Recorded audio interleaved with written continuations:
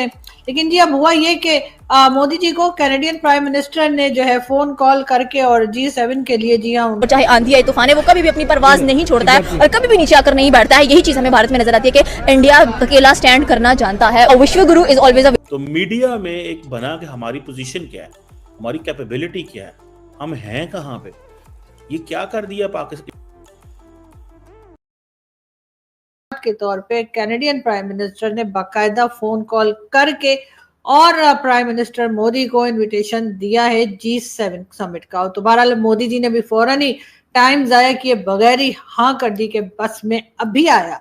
और जी अब मोदी जी जा रहे हैं, मगर ये जरूर है कि पाकिस्तान की अगर हम बात करें तो आप लोग जानते ही हैं कि पाकिस्तान में जी आने वाला है बजट। और जब पाकिस्तान में बजट की बात होती है तो उसके साथ ही साथ कई दूसरी चीजें निकल आती हैं। वैसे तो अभी फिलहाल तो कहा यही जा रहा है कि जी जो डिफेंस बजट है उसको 18% तक बढ़ा दिया जाएगा, क्योंकि जो ऑपरेशन सिंदूर चला था भारत की तरफ से, तो ऐसा ना हो कि वो फिर दोबारा ना आ जाए। और कहा भी बार बार यही जा रहा है भारत की तरफ से कि अगर कोई हादसा हुआ, अगर कोई अटैक हुआ, अगर कोई गड़बड़ हुई भारत में, तो जी ये सिलसिला फिर शुरू हो सकता है और दोबारा से अटैक किया जा सकता है। तो यही कुछ सोचकर पाकिस्तान की जो गवर्नमेंट है उनका ये कहना है कि जी जो डिफेंस बजट है ना उसको 18% बढ़ा दें। वैसे तो उनका तो दिल कर रहा होगा कि वो 118% बढ़ा दें, लेकिन जाहिर है कि इतना पैसा है नहीं, वरना सारा का सारा यकीनन ना बजट जो है वो डिफेंस में ही चला गया होता। लेकिन ये जरूर है कि शहबाज शरीफ साहब ने जो है वो अपने चोंचले छोड़े नहीं है। उन्होंने सोचा कि ये मैंने आपको बाद में दिखाना था, सॉरी मैं शहबाज शरीफ साहब की ढूंढ रही थी, ये रही।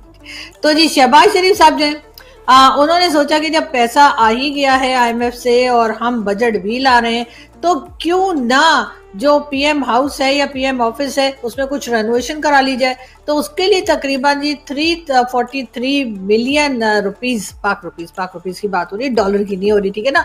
तो जी 343 मिलियन रुपीस जो है उस पे बजट में रखे गए, जिससे कि PM हाउस जो है उसको जिस सजाया जाएगा, संवारा जाएगा, उसमें तरह तरह की नई नई चीजें लगाई जाएंगी। लेकिन बात सारी ये कि जब कभी भी, एक हिस्ट्री हमारी ये भी रही है कि जब कभी भी किसी भी प्राइम मिनिस्टर ने प्राइम मिनिस्टर हाउस को या प्राइम मिनिस्टर ऑफिस को बहुत ज्यादा रेनोवेट किया है, बहुत ज्यादा सजाए बनाए, तो उसको ना फिर वहां रहना नसीब नहीं हुआ। मतलब ऐसा मैंने सुना है, हो सकता है मैं गलत भी हो सकती हूँ, तो आप लोग चेक कर लीजिए, लेकिन मैंने ऐसा सुना है कि जब कभी ऐसा हुआ है तो फिर प्राइम मिनिस्टर साहब को बैग उठाकर अपने खुद के घर में जाना पड़ा है। तो शहबाज शरीफ साहब जरा सोच समझ के पैसा खर्च किएगा। और खैर मैं पहली फोटो जो आपको दिखाना नहीं चाह रही थी पहले ही आ गई थी, इसके बारे में भी आप देख सकते हैं कि पाकिस्तानी जो है वो नंबर 4 पे स्मार्टेस्ट नेशन के तौर पे जो है दुनिया में रैंक पे आ गए। नहीं कि कमाल हो गया, यानी हम लोग चौथे नंबर पे, इतने ज़हीन लोग हैं हमारे।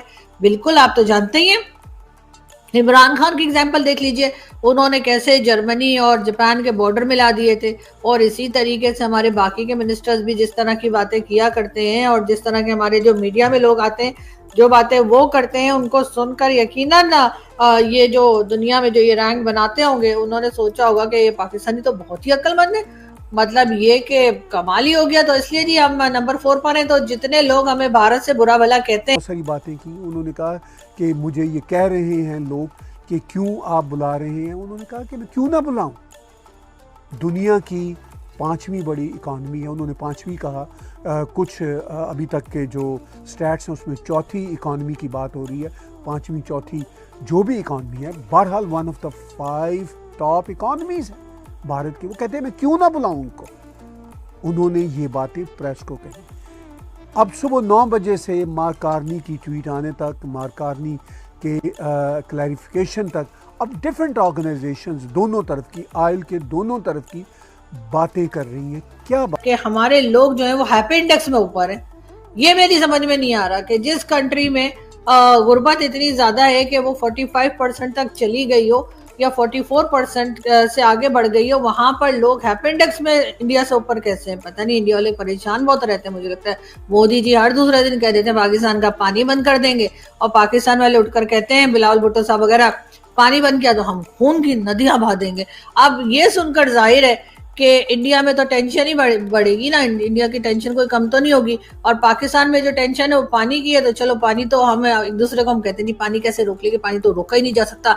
और इंडिया के पास तो पानी रखने के लिए कोई जगह भी नहीं है, अभी तो उन्होंने इतने डैम भी नहीं बनाए कि वो सारा पानी रोक लें। इसी तरह की बातें कर करके हम एक दूसरे को तसल्लियां दे रहे हैं। और उसके बाद जैसे कि आपको पता ही है कि हमें मालूम है कि मोदी जी की गवर्नमेंट हो चाहे कोई इंडियन गवर्नमेंट हो, हम रोना धोना करके पानी तो ले ही लेंगे।